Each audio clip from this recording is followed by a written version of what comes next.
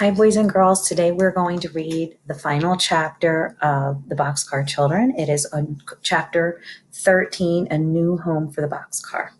The children's grandfather wanted them to like his house. He wanted them to live with him all the time. So he made them over some of the rooms just for them. The children went with him in his car to see the house. When the car stopped in front of it, Henry cried out in surprise, "Do you live here in this beautiful house?" It was a beautiful house. It was very big with many trees and flower gardens in it. "You may live here too if you like my house," remarked the grandfather, watching Henry's face. The house was beautiful inside too. There were flowers everywhere. There were maids everywhere. The children went up to the bedrooms. "Oh," cried Jessie, "this is Violet's room." It really was Violet's room. There were violets on the wallpaper. Their bed was white with a violet cover, and on the table were flowers. "What a beautiful room!" cried Violet, sitting down in a soft, pretty chair. All the children shouted when they saw Benny's room. The wallpaper was blue and covered with big rabbits and dogs and bears. There were rocking horses and a toolbox and a little table and chairs, and an engine stood on the track with cars almost as big as the little boy himself. Benny ran over to the engine. "Can I run this train all day?" And there's a picture of the train. "Oh, no," said Henry. "You are going to school as soon as it begins." His grandfather laughed. "That is right, my boy. You will like school. You will learn how to read." "Oh, I can read now," said Benny. In Jessie's room they found a bed for Watch. It was on the floor next to her bed. Watch got in at once, sniffed at the pillow, turned around 3 times, and lay down. "He likes it," said Jessie. "He will sleep by me." Just then the children heard a doorbell ring. A maid came up to find Mr. Alden. "A man is here to see you," she said, "about the dog." Now, when Jessie heard the word dog, she was frightened. She was afraid it was about Watch. Now, when "They won't take Watch away," she whispered to Henry. "No, indeed," said Henry. "We'll never, never give him up." Henry and Jessie and the other children went down with their grandfather to see the man, and Jessie was more frightened than ever. Watch did not growl at the man. He jumped at him delightedly. "You see, he was my dog," said the man, "but I sold him to a lady, and he ran away from her that very day. I have to turn him over to the lady I sold him to." "How do you know he's the same dog?" said Mr. Alden. "Oh, he is my dog," said the man. "You see, he knows me, and he has a small black spot on his foot, but someone has cut his hair on one side." Benny looked. He found the black spot on Watch's foot. "I never saw that spot before," said Henry. "I will give you what you want for the dog," said Mr. Alden. "The children love him, and they want to keep him." "But I sold him to a lady," said the man. "I must take the dog to her." Then Henry said, "Maybe she will want to change to another dog when she sees his hair. If she agrees to take another dog, will you let my grandfather have this one?" "Yes, I will," said the man. "Then let's go back and ask her, grandfather," said Benny. "She will let Jessie have Watch. He is her dog. She took the thorn out of his foot." The man told Mr. Alden where the lady lived, and they all started out to find her. She was a very pretty young lady, and she asked them to sit down.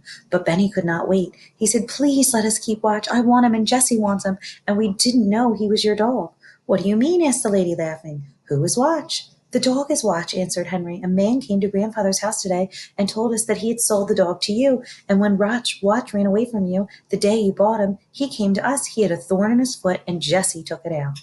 Watch looked at the lady and wagged his tail. When she looked at him, she began to laugh. "Look at his side," she said. "Who cut his hair?" "I'm sorry," said Henry. "Benny did that one day with Violet's scissors."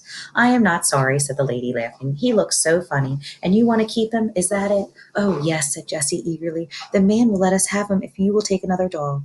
"Don't be afraid," said the lady. "You may keep the dog. I can change to another one." "Oh, thank you. You are so nice," said Benny. He ran to the lady and climbed in her lap before anyone could stop him. "I'd like to keep you, Benny, and place the dog," laughed the lady, putting her arms around him. How happy the children were to have Watch to keep. Mr. Alden gave the money to the man at once. 4 happy children sat with their grandfather around the Alden dinner table that night. The maid smiled in the kitchen to hear the children laugh, and the children laughed because Watch had a chair at the table beside Jessie and was really waited on by a maid. Would you ever think that 4 children could be homesick in such a beautiful house? Jessie was the first one to wish for the old boxcar.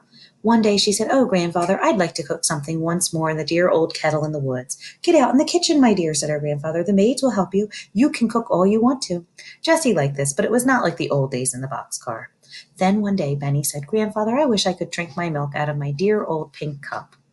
His grandfather began to think. He had some pink cups, but they were not so dear to Benny as his old cracked one. At last Mr. Alden said, "I am going to give you children a surprise." "Is it very nice?" asked Benny. "No, not very," said the grandfather. "It is not pretty at all." "When will it come?" asked Benny. It will come today. You children must all go over to Dr. Moore's and stay until the surprise comes. What can it be? Wondered Violet. Her grandfather laughed. I hope you will like it, she said. It is very heavy. The children were glad to see the sweet Mrs. Moore and the kind doctor again, and they stayed until Mr. Alden said the surprise was ready. Then Dr. Moore and his mother went back with them to the big car in the big car. Mr. Alden was as happy as a boy. He took them out by the garage and through the big gardens, and at last they came to a garden with a fountain in the middle and trees along it. Near the fountain was a surprise. It was the old box car. The children ran over to it with cries of delight, opened the door, and climbed in. All the things were in place. Even the old dead stump was there to step on. Here was the old knife which had cut butter and bread and vegetables and firewood and string. Here was Benny's pink cup, and here was his bed. Here was the big kettle and the blue tablecloth. Here was the pitcher and the old teapot, and here was the dinner bell and where the children had made from an old tin can. Benny hung it on a tree with a string and rang it over and over again with a spoon. Watch rolled on the floor of the car and barked and sniffed and barked. Then he began to sniff everything. He's looking for a bone he buried, laughed Benny. Oh, how they love that old boxcar, said Mrs. Moore. I like to see them so happy. Thank you for the surprise, Grandfather, said Violet. We'll never go away from you again. I hope not, my dear, said Mr. Alden, and we'll all live happily ever after. And so they did. And there's their boxcar in Grandfather's fancy yard. And that was the end. I hope you enjoyed that book as much as I did, boys and girls. Have a good day.